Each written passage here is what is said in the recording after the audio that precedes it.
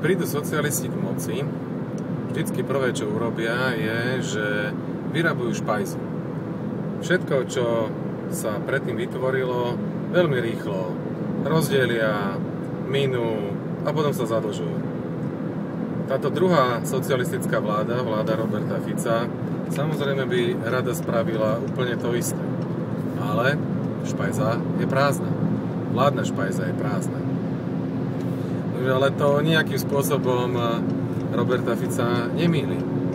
Keď je vládna špajza prázdna, poďme vyrabovať súkromné špajze. Však tu máme 5 miliónov občanov, máme tu zamestnaných, pracujúcich, ktorí zarábajú a preto poďme ich nejakým spôsobom o tieto peniaze pripraviť. A tak sa dozvedáme každým dňom nové a nové správy. Zavádzajú sa nám nové dane, ktoré už boli dávno zrušené. Vyťahujú sa z histórie dane z dedičstva. Ruší sa rovná daň a to znamená zvýšenie daní. A znova treba zdôrazniť, že nie pre všetkých, len pre zamestnaných.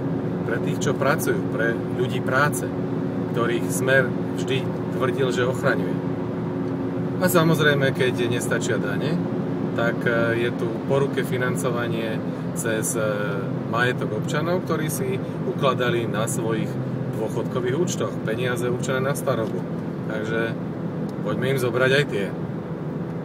Takže výsledok je, že pracujúci občania zaplatia tejto vláde všetky jej zámery, priority a výstrelky, zaplatia jej financovanie jej programu a financovanie nákupu voličov. Neviem, či to boli tie istoty, ktoré ľudia od Smeru očakávali.